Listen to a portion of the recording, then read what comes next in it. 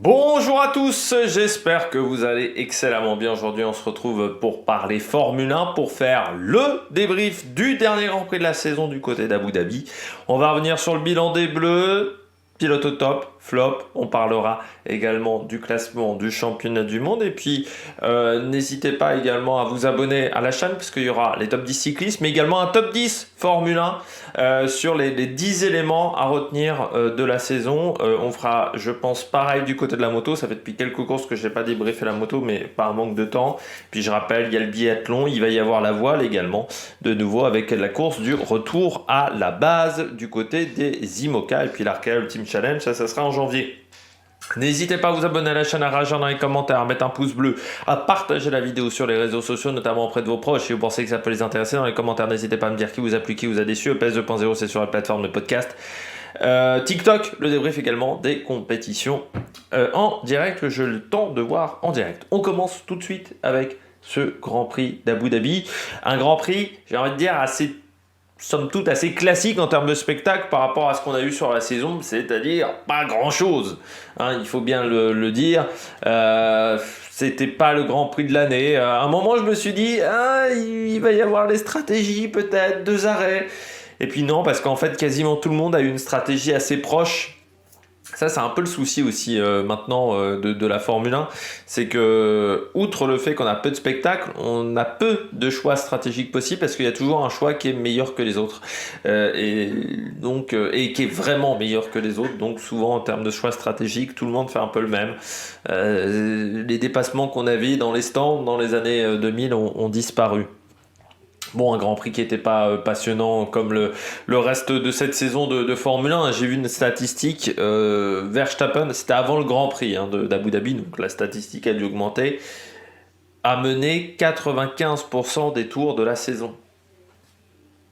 Voilà, il a mené 95% des tours. Il a rien laissé à ses adversaires, Verstappen. Voilà, Alors, est-ce que c'est sa saison la plus aboutie? C'est difficile à dire. Il n'a pas fait d'erreur. Ça, c'est clair et net. Verstappen, l'année dernière aussi, il n'avait pas fait d'erreur. Cette année, c'était quand même un peu plus facile quand tu n'as pas vraiment d'adversaire face à toi, quoi. Pas faire d'erreur quand tu n'as pas d'adversaire, c'est plus facile que quand tu as beaucoup d'adversité. Donc, c'est difficile à dire pour moi si Coco a réalisé la meilleure saison de sa carrière. Je pense qu'il faudra attendre encore un petit peu avant de le dire. Bon, un Grand Prix pas passionnant. On a une hiérarchie classique gérée à part Alpine, qui en course n'avait pas de rythme. As, Alfa Romeo qui finissent un petit peu aux fraises. Williams un peu plus en difficulté. C'est dommage parce que je crois qu'ils perdent une place au championnat du monde. Et puis Aston Martin un peu en retrait en termes de performance, mais c'était le cas depuis quelques courses, à part Lance Stroll qui avait fait un super Grand Prix la dernière fois, qui avait fini 5ème. Ça est que Aston Martin a eu du mal en termes de performance depuis 5-6 courses. Donc une hiérarchie classique. Un Grand Prix, on n'a pas eu un dépassement exceptionnel. Bon, il y a eu les tentatives de Leclerc au premier tour, mais il y a eu quelques dépassements quand même. Encore une fois, on est dans la moyenne, je dirais, de cette saison, c'est-à-dire qui n'a pas été exceptionnel en termes de dépassement. Bon, je vais pas dire beaucoup plus de choses. On passe tout de suite à la note du Grand Prix. J'ai mis 9 sur 20. Pas passionnant. J'ai retiré un point par rapport à la moyenne. C'est pas la pénalité de Perez, parce que pour moi la pénalité de Perez, à la FIA il y a des personnes qui soient pas très compétentes, on commence à être habitué. C'est pas vraiment nouveau d'avoir des gens qui ne réfléchissent pas énormément du côté de la FIA. Je retire un point, c'est les qualifs. En fait, la séance de qualification m'a pas passionné. Alors, je ne sais pas si c'est parce que j'ai regardé tard le soir, du fait que j'ai regardé le biathlon, je l'ai regardé à 21h passées, enfin tard le soir, 21h au mois de novembre, un samedi, ou est-ce que c'est parce que c'était la dernière qualif de la saison et que, pour tout vous mentir, là je commence à saturer un petit peu, pardon, Rototo au niveau des grands prix, parce qu'on ne peut pas vraiment dire que la saison était ultra passionnante, et comme maintenant les saisons sont très longues, seulement 97 jours de pause d'intersaison, donc c'est vrai qu'au bout d'un moment il y a un peu une saturation, on va dire, même si j'aime bien ça. Si tu manges tous les jours des donuts et ben au bout d'un moment, tu satures quand même. Et ben là, ça commence à me faire la même chose avec la F1, et encore pire avec la moto, parce que la moto, là, les 40 courses sur l'année, ça a été dur, même malgré le fait qu'il y a eu du suspense. Les saisons sont trop longues et ça ne permet plus de suivre plusieurs championnats. Là, je ne sais pas si l'année prochaine je ferai la moto. Je me pose des questions parce que très clairement, c'est très difficile de suivre les grands prix. Voilà, en direct. Et pour les rattraper, c'est très compliqué aussi. Donc, je ne sais pas si je ferai la moto l'année prochaine. La F1 sur la moto, c'est encore en réflexion. J'ai pas encore fait mon petit calendrier de l'année. Donc, je peux pas vous dire. Je sais pas si j'aurai le temps de le faire, mon calendrier de l'année. C'est une question que je me pose. Parce que je suis un petit peu en retard. Donc oui, 9 sur 20, voilà, pour ce Grand Prix. On passe tout de suite au bilan des Bleus. Du côté du bilan des Bleus, Alpine, pas top, parce que 0 point de marqué. En fait, ils finissent sur un 0 pointé, et j'ai envie de dire que leur saison, de toute manière, n'est pas vraiment une réussite. C'est vrai que l'année d'Alpine, ça a été quand même très compliqué. C'est vraiment une saison où ils ont eu beaucoup de mal à être performants. Ils ont manqué de rythme. En fait, ils ont réussi à s'en sortir sur quelques courses, mais je dirais que sur l'année au global, c'est pas satisfaisant. Il y a eu beaucoup de restructuration en interne. On espère que ça va porter ses fruits l'année prochaine ou dans 2 ans. Du côté d'Alpine, mais c'est vrai que là par exemple ils se plantent complètement en termes de stratégie. C'est-à-dire pourquoi ils ont arrêté le premier arrêt de Gasly, il est 4 tours trop tard, 5 tours trop tard. Donc il se prend 5 secondes dans la tête. Il est devant Ocon, il se retrouve derrière Ocon. Il est devant Hamilton, il se retrouve à 5 secondes et demie d'Hamilton après son arrêt. Donc, et ça c'est incompréhensible parce qu'on sait très bien que maintenant aujourd'hui en Formule 1, l'undercut fonctionne. Donc il fallait tout de suite suivre la stratégie d'Hamilton. Mais je pense qu'ils avaient du problème à tenir les pneus pendant tout le week-end de course. Et puis un manque de performance. Alors pas trop en ligne droite, parce que c'était Aston Martin qui avait du mal en ligne droite. Mais une voiture qui n'était pas suffisamment bonne. Et je dirais que c'est vraiment un résumé de leur saison cette année du côté d'Alpine. C'est voilà, une année qui n'a pas été suffisamment bonne. On n'a pas suffisamment bien travaillé sur la voiture en pré-saison. Et le retard qu'on a pris en début de saison, on n'a pas réussi à le rattraper ensuite. Ou seulement à de minces reprises. Donc c'est vrai que ça a été compliqué. Voilà, pour moi, l'année d'Alpine n'est pas bonne. Gasly, bon, qui s'en sort bien encore en qualif, parce que c'est vrai que je crois, 14 fois il a été en Q3, je crois, cette année. Donc ça montre encore qu'il a un vrai talent en qualif. C'est vrai qu'Ocon, il faudra qu'il travaille là-dessus, parce que l'écart en performance en qualification commence à s'agrandir. Et je me dis que l'année prochaine, ça sera peut-être à l'avantage de Pierre Gasly sur l'année, et il y en a peut-être un qui deviendra leader par rapport à l'autre. Ça serait dommage d'être obligé de quitter Alpine pour Ocon alors que il a fait du bon boulot dans l'équipe et qu'il a résisté à Alonso. Et derrière Gasly, c'est aussi du costaud. Et puis oui, un week-end de course qui a été compliqué le dimanche parce que pas de rythme. Voilà, ils n'ont pas trouvé la solution le dimanche du côté de Alpine. Donc il va falloir vraiment travailler pendant l'intersaison pour vraiment avoir une meilleure voiture l'année prochaine. Et se battre, encore une fois, pour les top 5 à la régulière. C'est ce qu'on demande d'Alpine.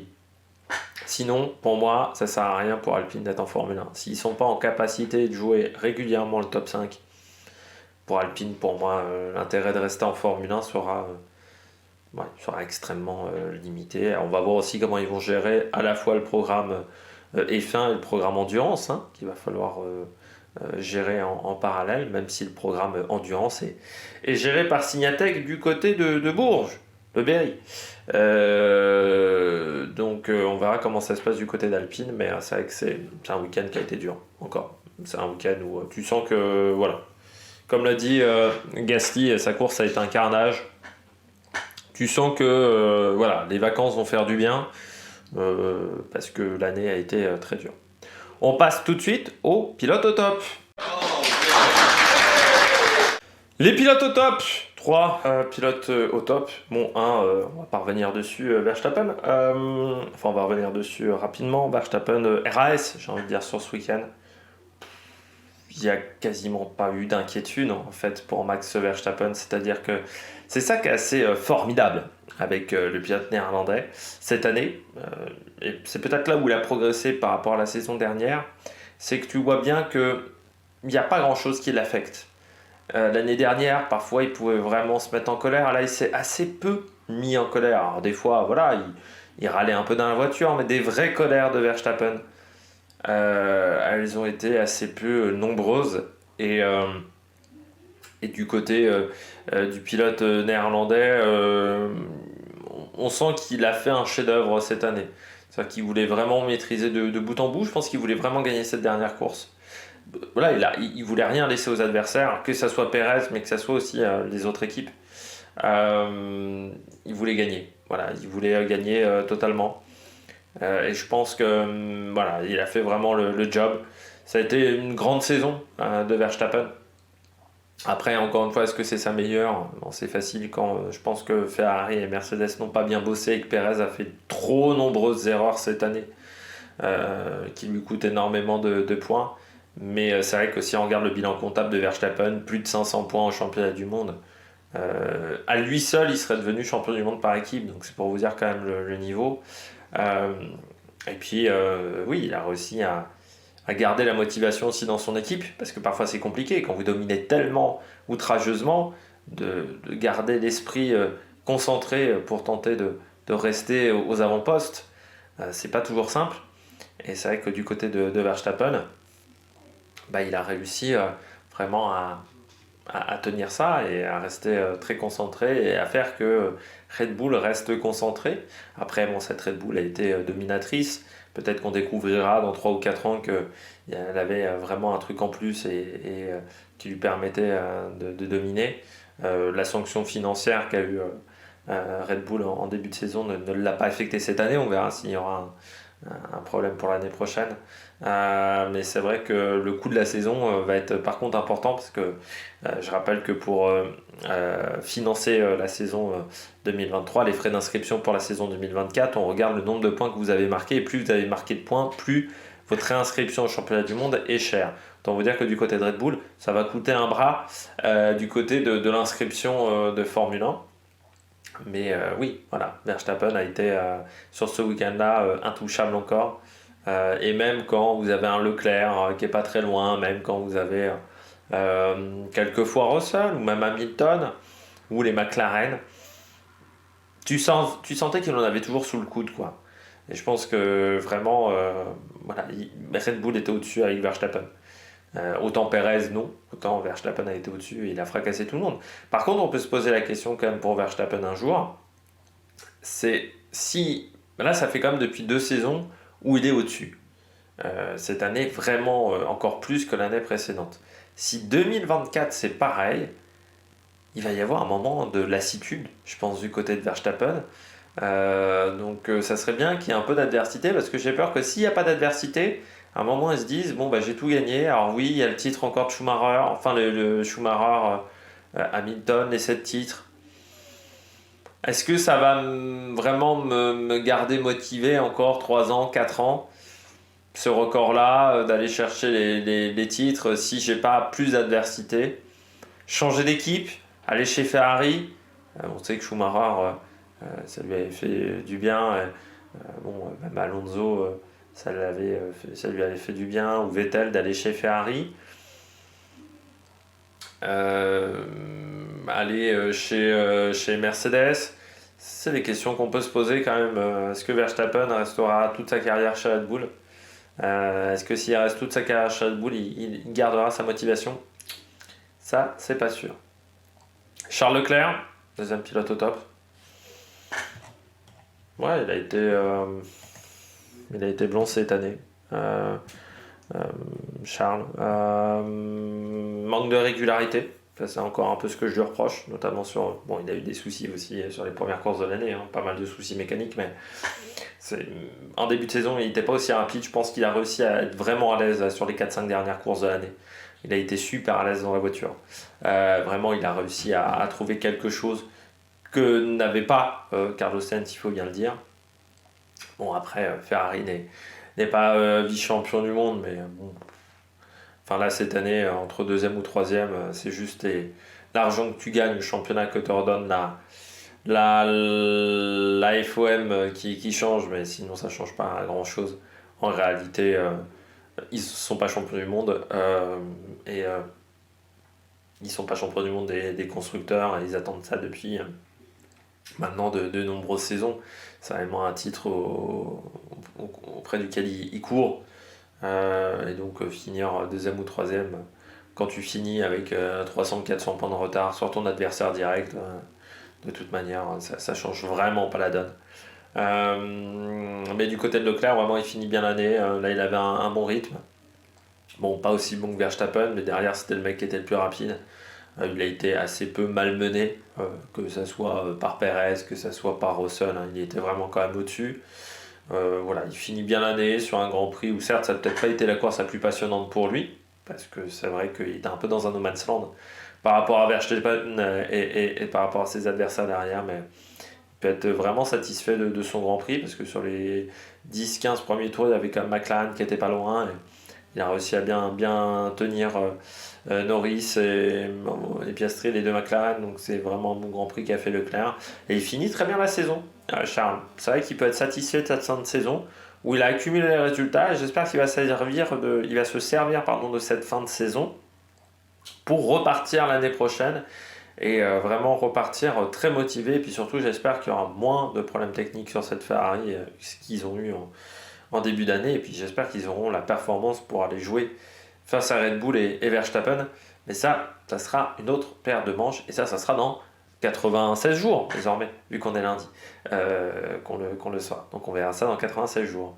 On passe, je termine avec le dernier pilote au top, c'est Tsunoda.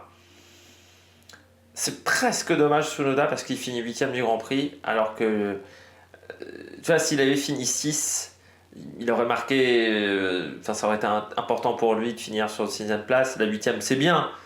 Ça permet en plus, je crois, à AlphaTauri de gagner une place par rapport à Williams au championnat du monde des constructeurs. Mais c'est vrai que du côté de Tsunoda, 8ème, ça n'a pas la saveur d'une 6ème place. Et pourtant, il était bon en qualif.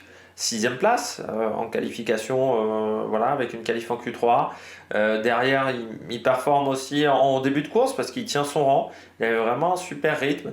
Puis sur le dernier relais, ça a été un peu plus compliqué, peut-être encore, parce que les températures refroidissent pas mal quand même à Abu Dhabi dès qu'il fait nuit. Peut-être qu'ils ont eu un peu plus de mal à gérer les températures un peu plus fraîches, comme ça avait été le cas à Las Vegas où vous avez eu beaucoup de phénomènes de graining.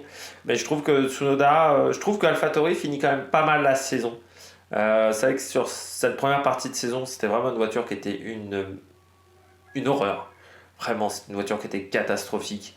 Et puis à partir des Pays-Bas, ils ont vraiment réussi à trouver du rythme. L'arrivée de Lawson aussi a peut-être fait du bien à Tsunoda parce que ça l'a un peu concurrencé. Vraiment, je crois qu'à partir des Pays-Bas, ça a été beaucoup mieux, à partir d'août, pour cette formation italienne. Et puis ensuite, ils ont trouvé vraiment un truc. Là, sur les 5-6 dernières courses, ils avaient vraiment un super rythme. On sait qu'Hamilton a pris en photo le fond plat. Et surtout le diffuseur. Ce qu'il disait, ils ont changé des trucs au niveau de leur diffuseur et ça l'intéressait grandement parce que la voiture était vraiment mauvaise en début de saison et ils finissent plutôt pas mal. Ils finissent, je pense, devant la Williams en termes de niveau de performance. Ils finissent largement devant Haas et Alfa Romeo, donc c'est vraiment pas mal ce qu'a fait AlphaTauri, qui changera de nom l'année prochaine. On ne sait pas comment ça va s'appeler, mais bon, ça sera pas un autre sponsor. Bon, c'est juste ça. Ça pourrait être Red Bull, je sais plus quoi. Ce qui n'a aucun sens, parce qu'au départ, je rappelle qu'au départ l'équipe s'appelait Minardi, donc ensuite quand Red Bull l'a racheté, ils ont décidé d'appeler ça Toro Rosso, qui traduction Taureau Rouge, qui est le nom du sponsor. Donc ensuite AlphaTauri, parce que c'était pour mettre en avant la marque de vêtements de Red Bull, pour redonner un nom à la con, s'ils ne voulaient plus que ça s'appelle AlphaTauri, qui renomme l'équipe Toro Rosso ou Minardi, pour faire un revival avec des voitures toutes noires. Là, c'est vrai que ça fait un peu ridicule. Ils vont trouver encore un nouveau nom. Alors ça, c'est très Red Bull, ça, en termes de marketing. C'est très dans l'ADN de Red Bull. Changer le nom n'a pas beaucoup d'intérêt. Avec le départ également de Franz Tost, qui faisait son dernier Grand Prix à la tête d'AlphaTauri, Franz Stotz, qui a été un personnage important du retour de Red Bull en Formule 1 et du rachat de Minardi aussi après derrière. Il était dès le départ du projet Toro Rosso, au départ avec Gerhard Berger, il faut le rappeler. Puis bon, Gerhard Berger est parti assez vite au final, et lui il est resté. Voilà, il a fait il a formé quand même des super pilotes. Il a formé Vettel, il a formé Gasly, il a formé Verstappen. Bon, pas très longtemps, mais voilà, Sainz aussi. Grâce à Franz Stotz, donc c'est vraiment Ricciardo, c'est un mec voilà, qui a fait du bon boulot. Alors oui, il y a eu des échecs. Il disait même, en interview, j'ai lu une interview, il disait que son plus grand regret c'était Jean-Éric Vergne. C'est vrai que Jean-Éric Vergne, ils ont assez mal géré le coup à l'époque avec le pilote français. Parce que je sais, on sait que c'était compliqué avec Jean-Éric Vergne, il y a eu cette concurrence avec Kiat, je ne sais pas pourquoi ils avaient gardé Kiat et pas Jean-Éric Vergne, surtout quand tu sais ce qu'il a fait ensuite en Formula I, même ce qu'il fait en endurance. Voilà, il disait qu'il a peut-être raté quelque chose. Bon, par contre, Alguersuari, moi. Bourdais, moi aussi, en Formule 1. Allez, on passe tout de suite au bonnet d'âne. Du côté des bonnets d'âne, je commence avec Lewis Hamilton. Il finit mal la saison, Hamilton. Hein. C'est vrai que autant AlphaTauri, Leclerc, les 5-6 dernières courses ont été pas mal. Autant Hamilton, là, les 3-4 derniers Grands Prix, c'est poussif. Là, il est éliminé encore en Q2. Derrière, son rythme de course n'était pas bon du tout. Alors, il marque quelques points, oui, avec Russell. Mais est-ce que c'est pas plutôt le podium de Russell que les points d'Hamilton? Il y a ce dépassement dans le dernier tour sur Tsunoda, mais il n'avait pas de rythme. Voilà, il n'était pas à l'aise avec sa voiture. En plus, bon, il rentre malencontreusement derrière Gasly. C'est pas de sa faute, hein. Gasly bloque sa roue et lui, il peut pas vraiment l'éviter. Mais ça a été un Grand Prix vraiment très compliqué pour Lewis Hamilton et cette fin de saison a été dure. C'est très bizarre quand on regarde la saison de Ferrari et la saison de Mercedes. Ferrari a commencé vraiment en difficulté, notamment avec les problèmes de cellules électroniques, et ils finissent très fort avec Leclerc, mais sur leur deuxième partie de saison, ils ont vraiment été au-dessus de Mercedes. Mercedes, ils ont été super irréguliers pendant l'année, ils ont fait des erreurs stratégiques, ils ont fait des erreurs aussi, je pense, dans le développement de leur voiture. Eux qui pensaient régler tous leurs problèmes avec le concept ponton large, bah, au final, ça n'a pas réglé tant de problèmes que ça. Ils ont été un peu plus dans le coup, mais bon, pas tant que ça. L'année dernière, ils finissaient bien la saison. Cette année, ils finissent très mal l'année. Avec un rythme qui était bien inférieur à ce qu'était en capacité de proposer Leclerc, notamment pour Russell, et même parfois en difficulté par rapport à McLaren.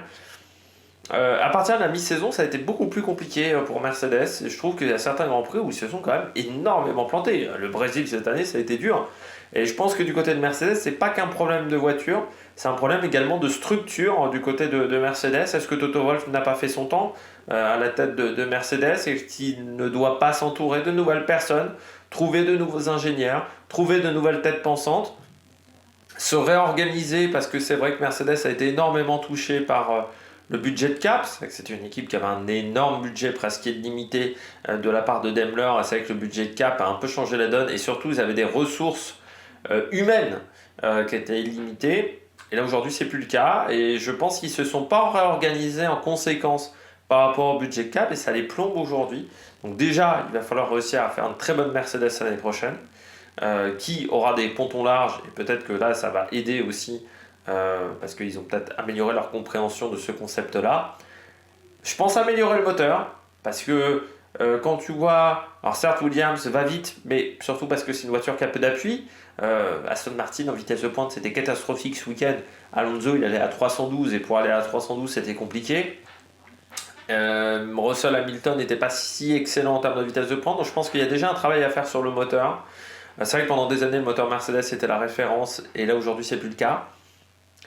Et puis, du côté de cette équipe, trouver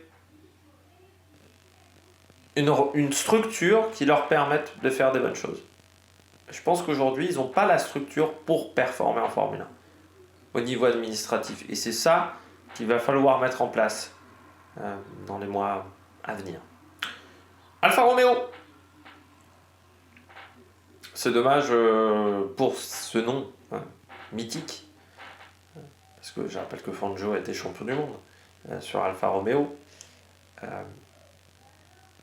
C'est triste, cette fin de période avec Sauber, qui, il faut bien le dire, n'a pas été très prolifique. En 5 ans, la meilleure saison c'est 2018, le passage de Raikkonen n'a pas été incroyable, le passage de Bottas n'est pas beaucoup plus satisfaisant.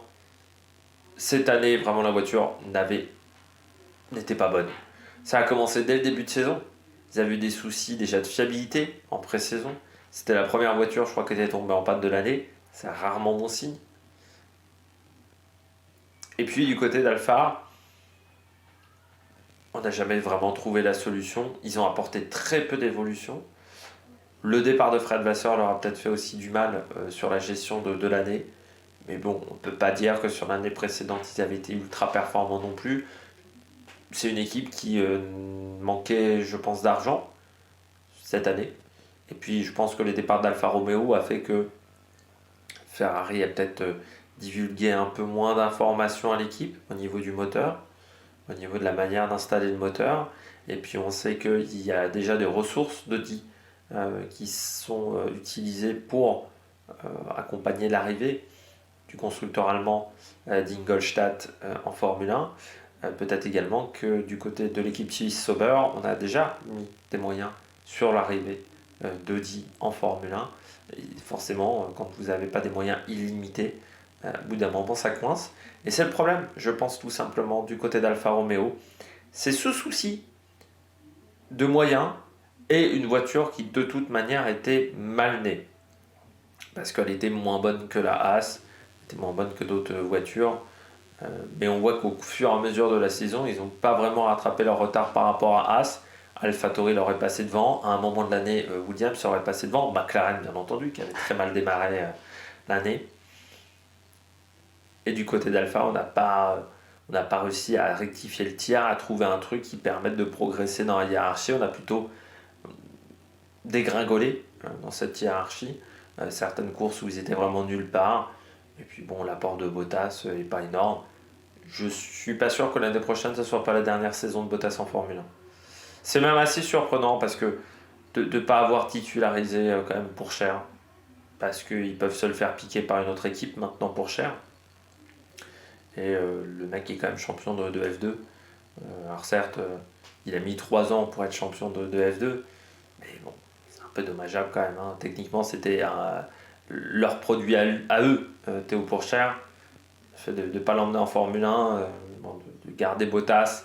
On ne peut pas dire que Bottas soit hyper impliqué aujourd'hui. Alors, je ne sais pas quelle était la durée de contrat de Bottas, parce qu'il avait peut-être une durée de contrat de 2-3 ans. Mais bon, de toute manière, tu ne peux pas faire des merveilles quand ta voiture n'est pas bonne. Alors, en tout début de saison, ils ont réussi quelques petits trucs. Là, sur les 7-8 dernières courses, là, depuis le départ de l'Europe, c'est très très compliqué pour Alfa Romeo qui n'a pas de performance. Logan Sargent, c'est une année difficile. C'est une année d'apprentissage qui a été très dure pour Logan. Après, il est arrivé quand même avec peu d'expérience en F2. C'est vrai qu'ils lui ont fait franchir le passage F2-F1 assez vite. En F2, il y avait eu quelques résultats, mais au championnat, c'était très irrégulier. Certes, il a marqué des points en Formule 1, Sargent, ce que d'autres débutants n'ont pas réussi à faire. Malgré tout, ça a été ultra poussif. Son année dominée par Albon. Alors, c'est sûr qu'ils lui ont mis Albon dans les pattes, ce qui n'était pas forcément l'équipier le plus facile. Mais autant Albon a réussi à tirer l'équipe vers le haut, lui, en termes de performance, il n'y a pas eu vraiment d'évolution.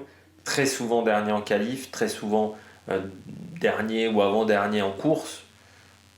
Mais l'année prochaine, on attendra mieux de lui, parce que sinon, s'il y a une opportunité d'aller trouver un autre pilote en F1 du côté de Williams, si, imaginons, Perez se fait virer de Red Bull, je ne suis pas sûr qu'on ne décide pas à mi-saison chez Williams de prendre Perez et de virer Sargent. Donc, ça sera même l'équipe des retraités de chez Red Bull, on pourrait presque dire ça Williams. Donc ça va commencer à être un vrai problème, Sargent. Il va falloir vraiment l'année prochaine qu'il trouve de la performance et très vite. Et puis je termine avec Carlos Sainz.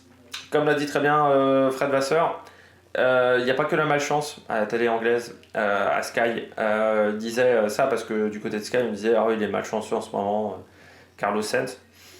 Sauf qu'il disait très clairement que bon, son accident vendredi, c'était pas de la malchance, c'était une erreur de sa part. Ça lui a pourri son week-end. Mais de là à se faire quand même éliminer en Q1, bon, voilà, ça fait un peu mal au cul quand même pour Sainz. C'est dommage parce que Sainz, il a fait une bonne première partie de saison, Sainz, quand tu regardes au niveau de ses résultats.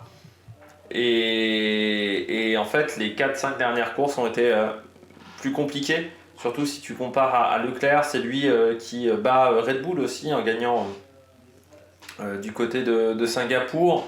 Enfin voilà, il avait vraiment des bons résultats. Et puis à partir du Qatar, ça s'est un peu dégringolé. Alors oui, il y a eu le Grand Prix d'Austin où il fait 3. Mais grâce aussi aux disqualifications de Leclerc et de Hamilton, le reste a été difficile. Voilà. Et c'est vrai qu'il a été en retrait en performance, alors que sur le début de saison, il arrivait à être plus performant que Leclerc en course. Et ça a été compliqué sur la deuxième partie de saison où c'est vrai que Leclerc a retrouvé du rythme par rapport à lui. Et bon, là, c'est vrai que les dernières courses, la comparaison fait mal. Donc ça, c'est un truc où il faudra faire attention l'année prochaine du côté du pilote de Formule 1. Mais c'est vrai que là, son week-end, tu peux pas être éliminé aussi vite en qualification. En course, le rythme n'était pas bon. Donc il n'a pas trouvé la solution sur ce circuit. Et sa fin de saison est vraiment pas bonne. Donc il faudra faire beaucoup mieux l'année prochaine s'il est dans le même paquet. Parce qu'au final, il finit 7ème du championnat du monde pilote. Vous voyez, donc c'est pas fantastique quoi. Et il finit derrière Norris, il finit devant Russell, mais qui a eu quand même pas mal d'abandons, Russell. Donc c'est vrai que c'est pas si exceptionnel que ça pour lui. On regarde tout de suite le classement final de ce championnat du monde de Formule 1. Dernier bilan du championnat du monde de la saison. Le titre pour Verstappen, ça on le savait depuis le Japon. Sergio Pérez deuxième avec 285 points, mais quand même, bon, c'est la moitié de points de Max Verstappen. On retrouve ensuite Lewis Hamilton, 51 points derrière Sergio Pérez. On retrouve ensuite Fernando Alonso qui reste dans le top 5 du championnat du monde. Mais ça s'est quand même pas joué à grand chose par rapport notamment à Charles Leclerc et Lando Norris. On retrouve ensuite Carlos Sainz 7ème avec 200 points, Pierre-Georges Russell 8ème avec 175 points, Oscar Piastri 9ème devant Lance Stroll. Les deux pilotes alpines sont 11 et 12 devant Albon. Et puis on retrouve ensuite Tsunoda qui finit bien l'année avec 17 points, Bottas, Hülkenberg, Ricciardo 6 points, Zhou également 6 points, Magnussen 3 points, Liam Lawson 2 points, Logan Sargent 1 point et le seul pilote qui n'a pas marqué de points cette année, c'est Nick De Vries mais qui n'a fait qu'une demi-saison. Du côté du championnat du monde des constructeurs, c'est Red Bull qui s'impose avec 860 points, c'est-à-dire là encore plus du double de points de Mercedes. Mercedes deuxième avec 3 points d'avance sur Ferrari pour la troisième place. On retrouve ensuite McLaren Mercedes qui a conservé sa quatrième place du championnat du monde devant Aston Martin avec quand même, il faut souligner, 22 points d'avance quand on se rappelle du début de saison catastrophique de McLaren et du début de saison exceptionnel d'Aston Martin. Il y a eu quand même un gros revirement de situation à partir du Grand Prix de Grande-Bretagne pour McLaren avec cette deuxième, même à partir de l'Autriche pour Lando Norris, avec cette nouvelle spécification de voiture. Alpine 6ème, mais largué, il faut bien le dire, par rapport à ses équipes dans un no man's land avec 120 points. On retrouve ensuite Williams Mercedes avec 28 points qui reste devant AlphaTauri. Je croyais qu'il y avait un écart de points, mais non, ils ont conservé leurs points d'avance. Je vérifie, oui, il y a bien les points d'Abu Dhabi. Et puis Alfa Romeo 9ème, juste devant As, bon dernier de ce championnat du monde avec 12 points. Nous, on se retrouve dans 97 jours pour la reprise de la saison de Formule 1. D'ici là, n'hésitez pas à vous abonner à la chaîne, à réagir dans les commentaires, à mettre un pouce bleu. N'oubliez pas, il y aura un top 10 Formule 1 sur la chaîne qui arrivera dans le mois de décembre. Et puis PS 2.0 et tutti quanto. Salut, ciao ciao sur la Production.